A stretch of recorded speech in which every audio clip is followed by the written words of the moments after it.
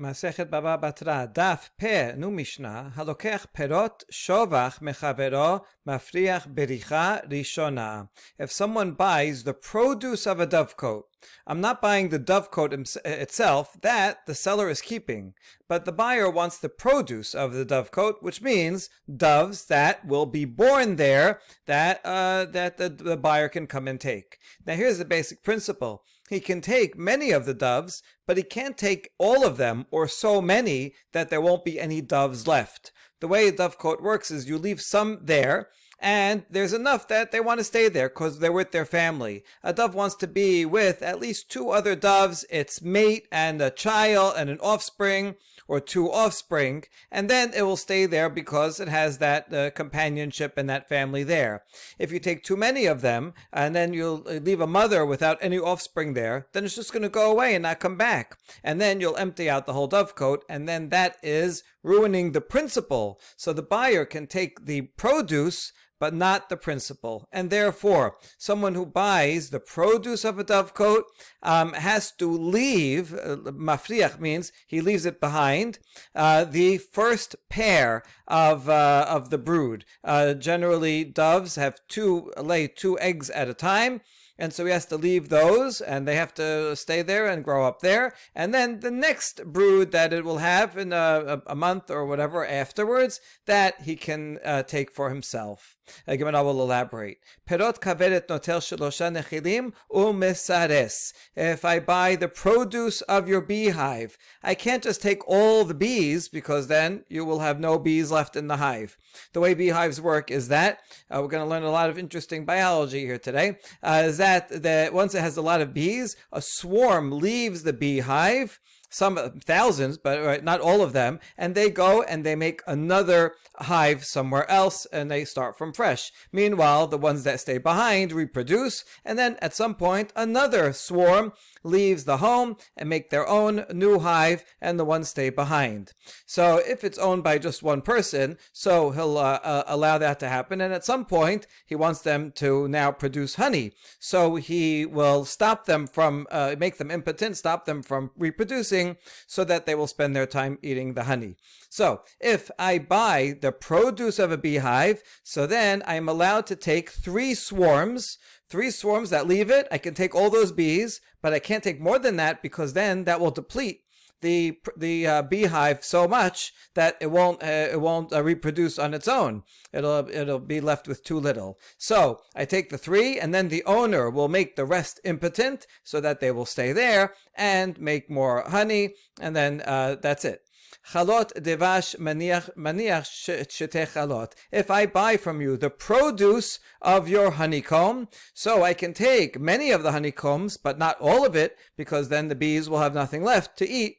So I have to leave two honeycombs, for your bees, and that way it can continue and reproduce. It'll use those honeycombs during the winter time, and then during the summer they'll make more honey. But besides those two, the rest of it, that's what I'm buying. If I'm buying your olive trees for cutting down, they're not producing olives anymore, so now we're going to use them for firewood. So I can take a lot of them, but not all of them. I have to leave you two shoots, so that the seller can then use those two shoots to replant and regrow more new olive trees. So that's the basic principle of all these things. I'm buying only the produce. That means I have to leave behind enough that will be sustainable for the seller, so that he can go and grow more and continue with the principle that he has. Now we ask about the dovecote. V'hatanya berecha rishona ushniya. In the Mishnah it says that I have to leave for the owner the first brood only. But there's a braita that says the first and second broods. So it looks like the braita is contradicting the Mishnah. What's going on? Amar Rav Kahana la kashya ha la ha le'imaha. When the Baraita says two brood, it doesn't mean that, let's say there's a mother there, and you have to leave for it the first two eggs it has and the second two eggs it lays. No, I have to leave the one generation and the next generation. And so that's what this is talking about when it says in the Mishnah that I have to leave a brood, that means a third generation brood for the second generation. And when it says in the Braita, Rishona, that means I have to leave the second generation for the first generation. In other words, the Mishnah and the Braita are both in agreement. If there is a first generation that's there when I buy it, and that mother has offspring, I have to leave the first two of the birds the first two birds of offspring, so that mother will stick around. So that's the second generation I have to leave there. Now that second generation, generally when it has a brood, it's a pair, and most often it's a male and a female. So I have to leave those there so that the mother won't fly away and that will stay. So now I have first and second generation. But the second generation, I also want to make sure that second generation mother doesn't fly away. As we're going to see in a second, it's not going to stick around for its mother. It only will stick around for an offspring. So when it has an offspring, I have to leave two of its offspring there so that mother will stay. Some say it ends there, and some say it keeps going. For every generation, I have to leave two alive, leave two in the dovecote, to represent that generation, for the mother to stay. When that mother has a second brood and a third brood, that the buyer can keep for himself. Now we ask, Ma'ishna imaha demis taveta aberata v'azuga deshabkinan la. Ihiname tis taveta ima v'azuga deshabkinan la. And now we ask, what's different about the mother that you want to make sure that there are offspring?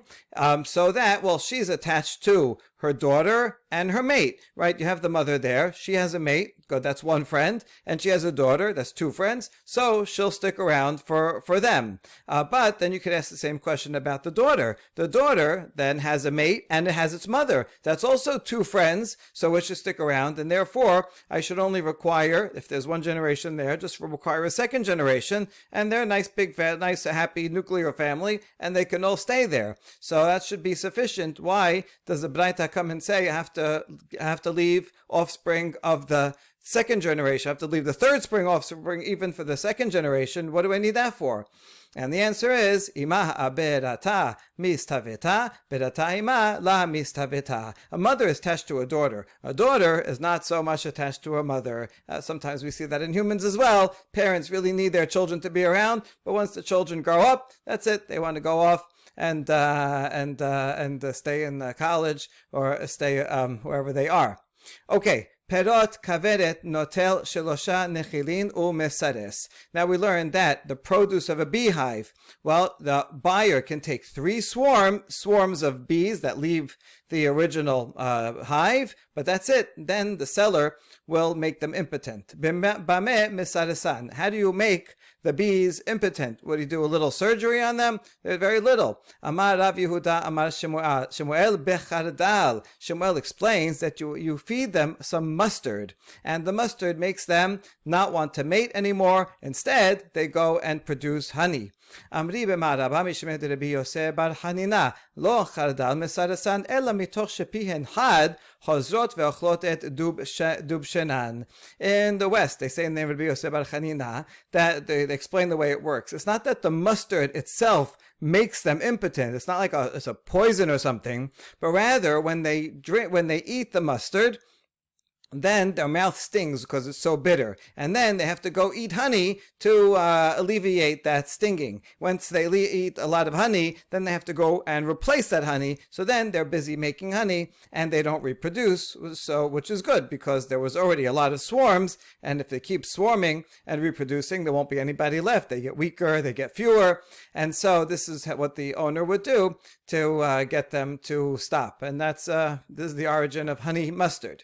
Rabbi Yochanan Amar, Notel Shelosha Nechilin Beserus. Rabbi Yochanan has a different opinion of what serus means. It doesn't mean make them impotent, but rather it means to skip. That the buyer will take every other swarm. So the buyer will take the first swarm, and then the owner will take the second. The buyer takes the third, and the owner will take the fourth, and the buyer takes the fifth, and that's it. Then the rest remain with the seller. That's what serus means. A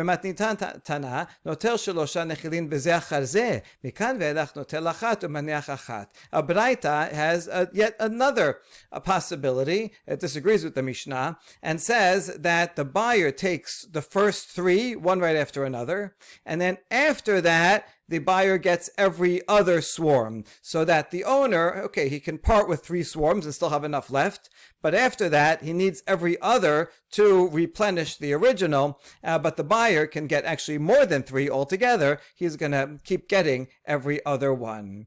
Chalot tebash maniach shete chalot. Amar Rav Kahana. Tebash bekaveret eno yoseh mideh machal le'olam. Okay, so we talk about taking taking honeycombs. You have to leave 2 combs so that the owner can have enough honey for the bees to keep to stay alive during the winter. So you need at least 2, but the rest the owner can take. So now we're going to distinguish between honey that humans eat and honey that is meant for bees to eat. And the difference will be for the laws of Tum'ah. In the laws of Tum'ah, food is more susceptible than other vessels to tum'ah. Drink is even more susceptible. So food is very susceptible. Now, how do you define food? The answer is it has to be something that's meant for human consumption. If something is something that is edible to animals, that's not called food for humans. If only animals would eat it, so then it doesn't receive tum'ah at that high sensitive level that human food does. So now here's the question. Honey is food for humans, but it's also food for bees. So does it contract tum'ah like food for humans or not?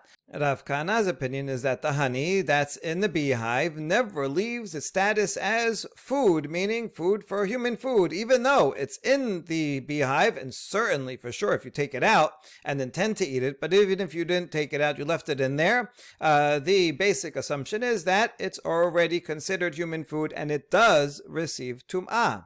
Al makasabar la ba'e machshava. So therefore, the must be Rav Kahana thinks that you do not require specific intention to eat something in order for it to be classified as food for humans, that it would receive tum'ah. Even if you're not thinking about it because it's still in the beehive, so I'm not planning on eating it right now, and I'm not thinking about it. Nevertheless, since this is edible and likely that someone will eat it at some point eventually, even if they're not thinking about it now, therefore even right now, even while it's in the beehive, it remains, it always is and always was and will be food for humans. Now we have a challenge to Rav Kahana from a Baraita, because here it says that honey in a beehive is not considered not food and not liquid for the purposes of being susceptible to tum'ah. So how are we going to resolve Rav Kahana? We have 2 answers. Abaye says that this baraita is talking about only the 2 combs that are set aside for the bees themselves, which were generally the outer ones on each side, that the beekeeper our 2 outer ones, that's going to be for the bees. No one's ever going to eat them. I'm leaving them so that the bees can sustain themselves. That's what this baraita was talking about. Rav Kahana was talking about all the rest of the combs that will be eaten by humans, even if they weren't taken out yet or specifically thought about yet. That's one way of resolving the problem. Rava Amar de Rabbi Eliezer he. Rava says that this baraita is the opinion of Rabbi Eliezer, whereas Rav Kahana is following Chachamim in the following Tanaetic dispute, as we learn in a Mishnah in Masechet Shvi'it Itnan. Kavedet devorim. Rabbi Eliezer omer harei kikarka v'chotbin aleh piros bol ve'ena mekabelet tumah b'mkoma v'harodeh mimena b'shabbat hayav hatat. Rabbi Eliezer thinks that a beehive is considered part of the ground. It's connected, it's attached to the ground. And that has a lot of consequences. Number 1, if the person that owns the beehive, let's say he owns no other land, he doesn't own any land, but only this beehive, and he borrowed money from someone. That now Shivit is coming, and that person, that lender, wants to write a piros bol. The law is that you can only write a piros bol if the borrower owns land. Now this guy doesn't own land, but he does own a beehive. That's enough, because a beehive is considered like land. This is the one that we need for our purposes. Rabbi Eliezer says that a beehive is not susceptible to tumah. Just like the ground itself is not, you can't make the ground tameh, and so anything that's attached to the ground, as part of the ground, like a beehive, cannot become tameh. So in fact, it's not just that it's not food, it's actually attached to the ground, and so it cannot get any type of tumah.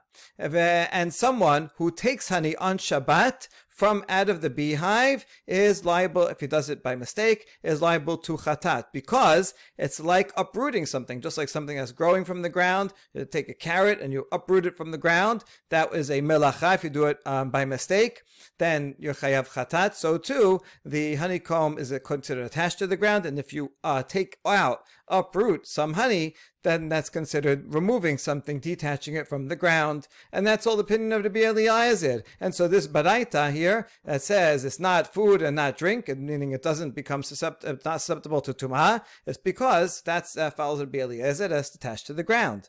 Hachamim omrim en kotvin aleh piros bol ve'ena kekarka umkabelet tumah b'mkoma parodeh mena b'shabbat patur. In that Mishnah, Hachamim disagree. And they say that you cannot write a piros bol for someone who only owns a beehive and owns no other land. If that's the borrower, then the lender cannot write a piros bol to protect his loan. It's not considered like it's part of the ground. It does receive tum'ah even when it's in place, even if you don't move it.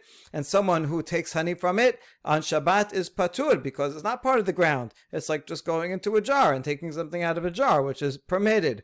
Amar Rabbi Elazar. Ma'ita Amar Rabbi Eliezer. Rabbi Elazar. The Amora asks, what is the source for Rabbi Eliezer to consider a honeycomb like it's part of the ground? Tichtib. Vayitbolota b'ya'arat debash hadebash. It says regarding Yonatan, he put his rod into a honeycomb, and he took some honey from it. Now, why is it called Ya'arat Devash? Ya'ad means a forest. B'chima inyan Ya'ad esel Devash. What does a forest have to do with honey? Ela lo malach. Ma ya'ad hatolesh min b'shabbat chayav chatat af devash halodeh min b'shabbat chayav chatat.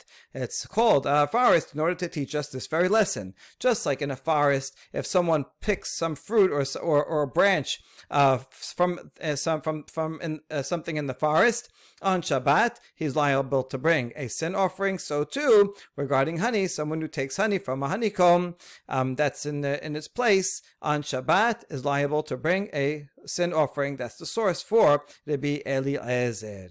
Now we have a challenge on one of those two explanations that we saw before. Me tibe debash hazav mikavarto eno lo ochel velo mashke. This braita says that honey that flows from the beehive is no longer in its place. It flowed out of the beehive. Still is not considered food or liquid to receive tum'ah. Now, how can we explain this braita? Because now it's no longer in place. Bishlama le'abaye nicha, ela l'rava kashya. We can understand this according to Abaye. He said that the two outer combs that are designated to be for the bees, those are not considered food, not for human food. So that makes sense. Even if something, some honey flows out of it, still that's considered part of the comb that's designated for the bees, not for human consumption, and therefore does not receive tumah like human food. So Abaye can explain this baraita just fine. However, for Rava, how is he going to explain it? Rava said that the baraita above said it was according to the opinion of Rabbi Eliezer that it's attached to the ground. Fine, Rabbi Eliezer can say that when it's attached to the ground, but once it's flowing out of it, then certainly it's not attached to the ground anymore, and the only protection against tumah was that it was part of the ground. And here's a natural honeycomb in its place, but if some would drip off out of it, then it's certainly not attached to the ground anymore and should receive tum'ah. So how would Rava explain this baraita? Amar Rav Zevid kigon shezav al gabe kelim ha'us. Rav Acha bar Yaakov amar kigon shezav al gabe kaskasin. Two answers. Rav Zevid said, it dripped out, but it dripped into a dirty vessel that nobody would want to eat. It's disgusting. It has little garbage in it. Or Rav Acha says it dipped onto straw or wheat weeds and something that once it goes on it, nobody would eat it. And so therefore, it's still not considered food because it's so disgusting that it's not edible to humans and therefore is not susceptible to tumah as human food. And now we have one more question against Rava. Metibe devash bechavarto eno lo ochel velo mashke. Chishev alav lachila mitame tumat ochalin. Lemashkin mitame tumat mashkin. A Braita teaches that when honey is in its in the beehive, it is not susceptible to tumah, not as food and not as drink. However, if you think about eating it, meaning you have intention, say, you know what, I'm going to use that honey for food, then it can receive tumah as food. And if you think about it as drink, I'm going to put it in a drink, then it receives tumah as a drink, as liquid, that is a high level of reception of tumah. Now let's analyze this baraita. Bishlama leb Abaye nicha. We can understand this according to Abaye, because he can say this is referring to the outer combs that are designated for the bees. The inner ones, someone's going to eat, and even if you don't have specific intention right now, eventually someone is going to eat them. So that's human consumption no matter what. The two that are designated for the bees do not receive tumah. But if you change your mind and you say, you know what, I want to get rid of this beehive, I don't care about the bees, or moving them somewhere else, then you can, now that you changed their designation because you intended to eat it or drink it, now it is susceptible to tumah. So I can explain these just fine. Ela lerava kashya, but according to Rava, he says that the baraita above is the opinion of Rabbi Eliezer. And so here also, the beginning of it has to be to be Eliezer, because he says it's not considered food. Why is it not considered food? Because it's attached to the ground, and anything attached to the ground does not receive tumah. Now that would be true no matter what you think about it, no matter what intention you have. Even if there's an apple on the tree and you intend, you say, I'm going to eat that, in 5 minutes. I'm going to go and eat that. It still does not receive tumah as long as it is attached to the ground. And therefore, even if you think about it as food or as drink, it should not receive tumah. So how is Rava going to explain this baraita? Amar lach Rava, taris hachi, chishev alav lachila eno mitame tumat ochalin, lemashkin eno mitame tumat mashkin. Rava says, I can explain the words this way. If you thought about eating it, it does not become, you have to add a not, it does not become susceptible to tumah as food, and if you thought about drinking it, it still does not become tameh, susceptible to tumah as a drink. In other words, you don't have to necessarily add words to it. You can say as follows, that the honey in a comb does not receive tum'ah, is not food and is not drink. And even if you think about it as food, it will not become tameh tumat ochalin. And even if you think about it to drink, it still will not become tameh with regard to. You just have to put with regard to, and then you can actually leave the words and explain it fine. According to Rava, it is talking about the still opinion of Rabbi Eliezer, and it's not going to become tameh no matter what because it's connected to the ground.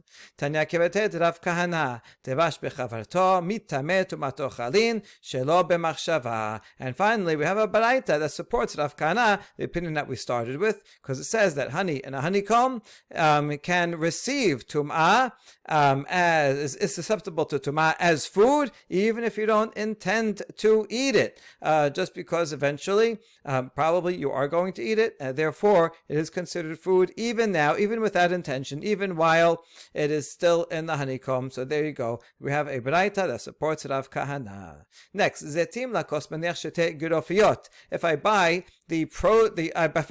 your olive trees to cut down and use them for the wood, I still have to leave you 2 shoots from the tree so that it can regrow. Tenor Rabbanan, halokeach ilan mechavero lakos mabia min akarka tefach vekoses. Betolat hashigma shelosha tefachim. Sadan hashigma shene tefachim. Bekanim ubegefanim min apekak ulemala. Bedekalim ubarazim chofer mesharesh lefi she'en giz'an mahalif. We have a baraita that talks about if someone buys a tree, how much of it can he take and how much does he have to leave over for the seller so that it will grow back. So a standard tree that someone buys, he has to cut the tree, but he has to leave behind 1 handbreadth above the ground that shoot so that it can grow again.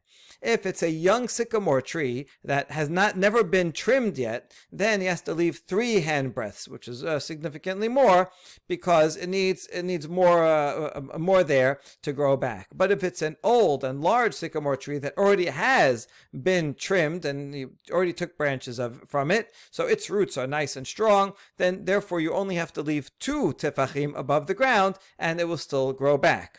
Now, if it's some reeds or vines, you have to cut it only from the knot in the trunk and above it. If you cut it below the knot, it will not grow back. And if we're talking about palm and cedar trees, then you can go dig down and uproot the entire thing, because those don't grow back at all, no matter what. So there's no point in leaving the trunk for the seller or the roots for the seller, because it's not going to grow back in any case. So if you buy it, then you can take the entire thing.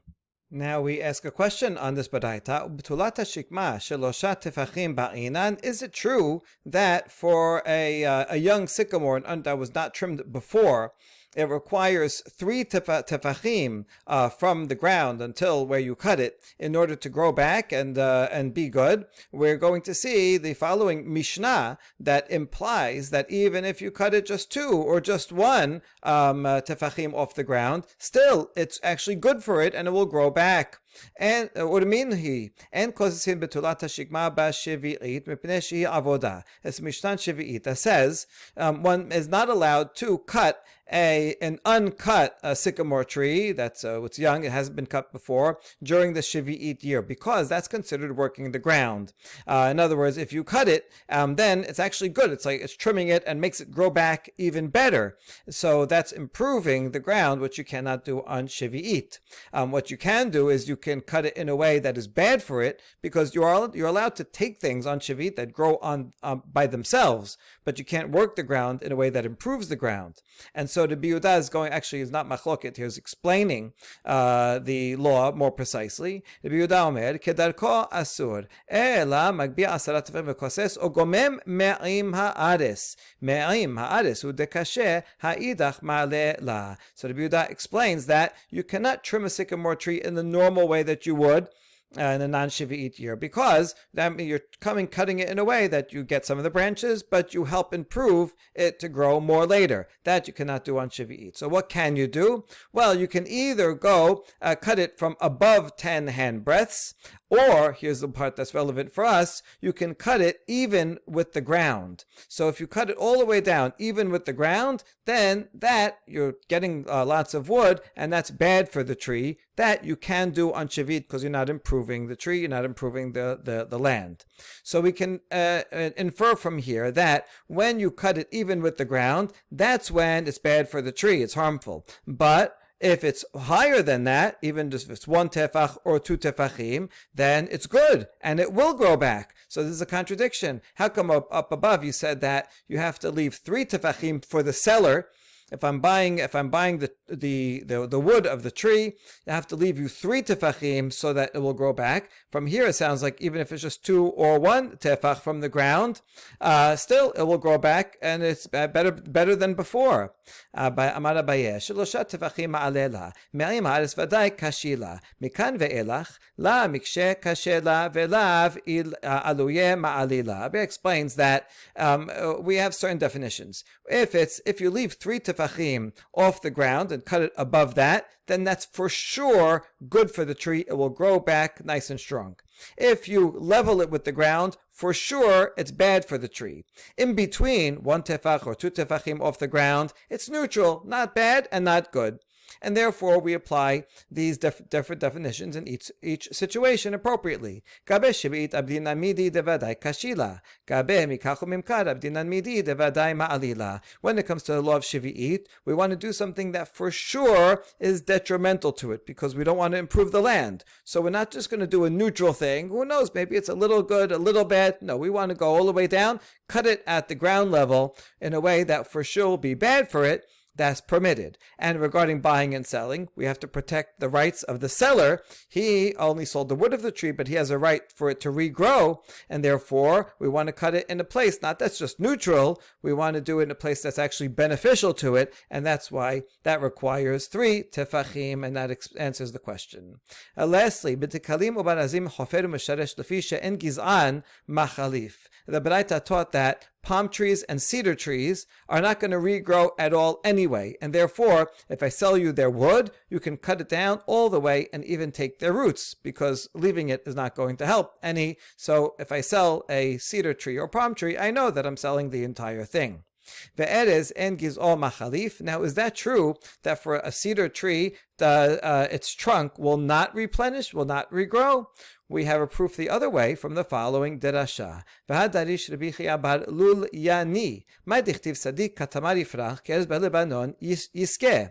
Im ne'emar tamar lama ne'emar erez. V'im ne'emar erez lama ne'emar tamar. Pasuk in Tehillim says that a righteous person will flourish like a palm tree. He'll grow like a cedar of Lebanon. So the pasuk compares the righteous person, both to a palm tree and to a cedar tree. Now in Peshat, this is a step up parallelism, right? Not only is like a palm tree, which is a very beautiful tree, but even like a stronger cedar of Lebanon, the strongest trees, he will grow like that. So it's going from not only this, but even that, which is typical for biblical poetry. But the Gemara wants to know, if he's compared to a palm tree, why say cedar tree? And if he's compared to a cedar tree, why palm tree? What do we learn from each of these analogies? And the answer is, Ilu ne'emar erez velo ne'emar tamar, hayiti omer ma erez en ose perot, av sadik en ose perot, lechach ne'emar tamar. If you only compared a righteous person to a cedar tree and not to a palm tree, I would say, well, cedar tree, it may be very strong, but does not produce fruit. So I guess a righteous person, while he himself is very mighty and very strong and very righteous, maybe he does not produce fruit. Fruit might be reward, or might be a next generation of children or students. Maybe it doesn't continue and pass on. He himself is strong, but that's it, I might have thought.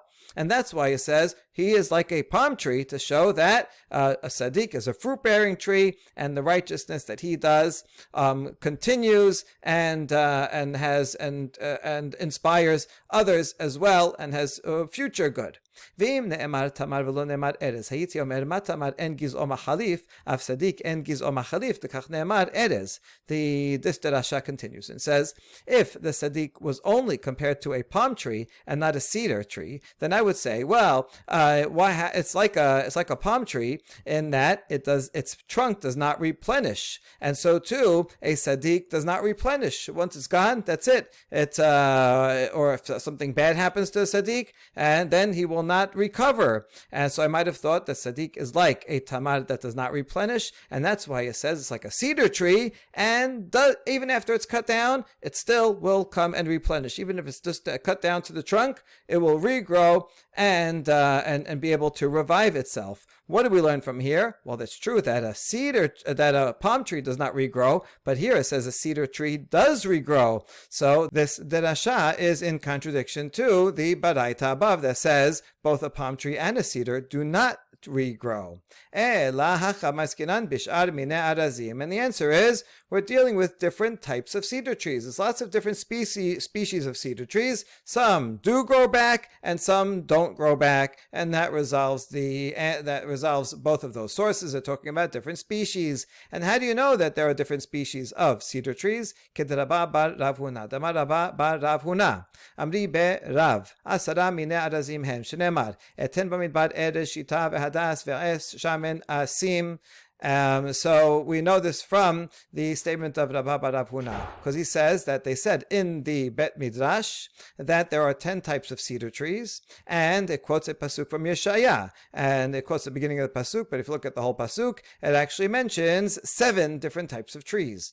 And now we identify what they are. Erez arza shita tornita hadas asa, es shemen afar sema berosh berati tidhar shaga ut ashur shur bi na.